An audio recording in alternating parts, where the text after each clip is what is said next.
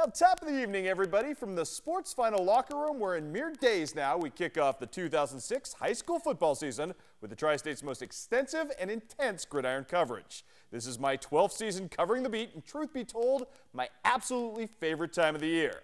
Now tonight we take a brief break from our barnstorming tour to bring you this, the 4th annual KHQA Pigskin Preview, which basically serves as our preseason power poll. Over the next hour, we'll count down our picks for the top 10 returning teams in the Tri-States for this season, tell you who some of the sleeper teams might be, and what games demand your attention this year.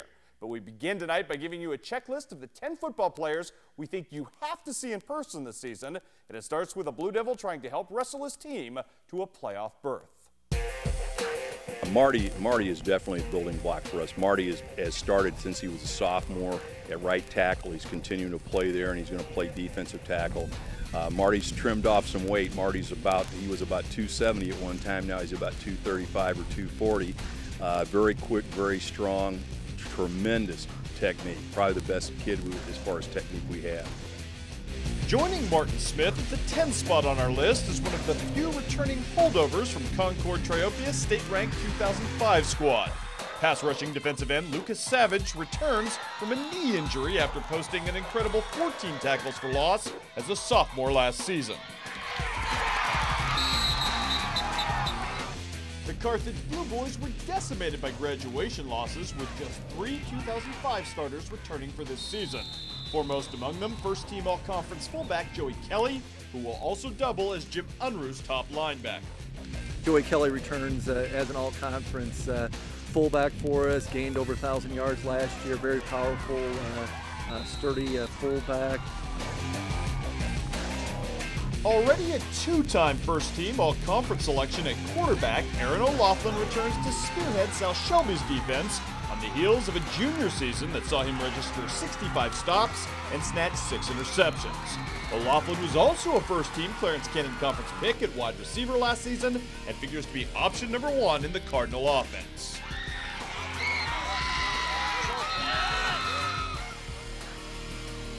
Speaking of good hands, people, Jacksonville Rout returns the Tri-State's most productive receiver from 2005 and 6'5" tight end Patrick Langdon, who got 37 passes for 611 yards and 6 touchdowns. He works hard in the weight room. He's gotten a lot faster, a lot stronger. Football has definitely helped his confidence. Every time he does something good, he wants to strive to get better. He's also a kid who doesn't like to lose, so I think that comes from his Carthage upbringing. He's a great kid, like I said, great family, and I wouldn't trade him for anybody.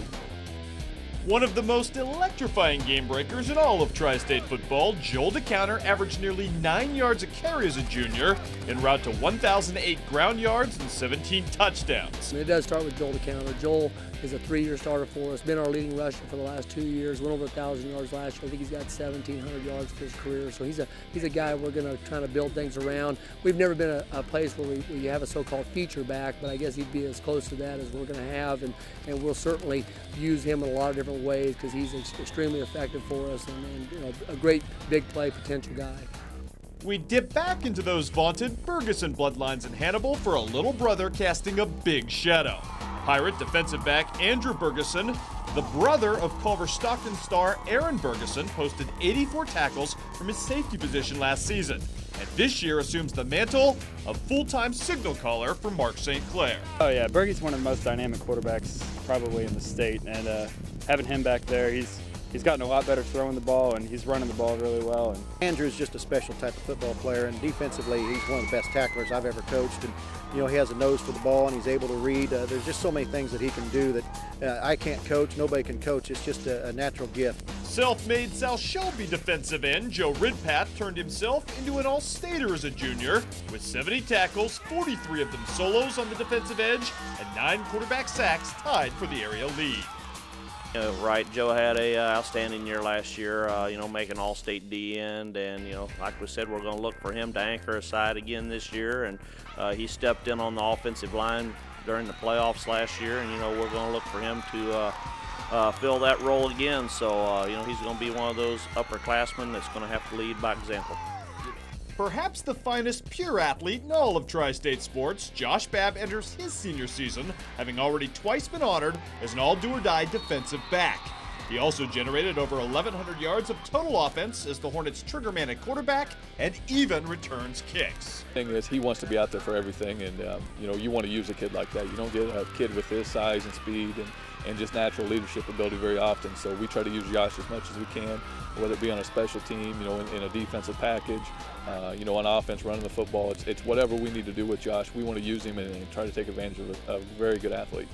The title of Best Returning Defensive Player in 2006 falls to Monroe City defensive tackle Andy O'Cheltry, a 6'3" All-Stater who posted 70 tackles and 9 sacks as a junior. His push on the defensive line to the side of the ball is pretty amazing. We got, you know, our whole defense is going to be built around him, and I don't think that's a secret to anybody. The way his work ethic goes and the way he wants to, you know, build his success down the road is it's gonna take us through the season. Being with Jonathan and Darren, it taught me a lot about leadership and pushing others. They pushed me a lot, and so I'm gonna do what they did and hopefully keep up that tradition. And at the top of our list, Kelly Sears will not have him for Game 1 against Quincy Notre Dame, but still, Myers Hendrickson sets the benchmark for skill position talent in 2006. He rushed for over 1,000 yards last season, despite splitting time with Wes Carter. This year, it's his show. You know, he's going to be very beneficial to us on offense. You know, he rushed for close to 1,500 yards last year, but he can do it all. You know, one thing that we are going to be hurting is he's our starting safety, and he reads the ball as well as any athlete that I've had, and you know, can come up and make the big play on the hit too. So we are going to miss him in the defensive backfield. And the other thing is that he's the type of athlete that we can move him to the outside, throw the ball to him, we can give him the ball, and he can turn it up with great speed. Now, it's sort of become a tradition around here that we name a KHQA Preseason Player of the Year. And while our pick is no big surprise, he certainly does cast a big shadow on Tri-State football. You'll meet him coming up next.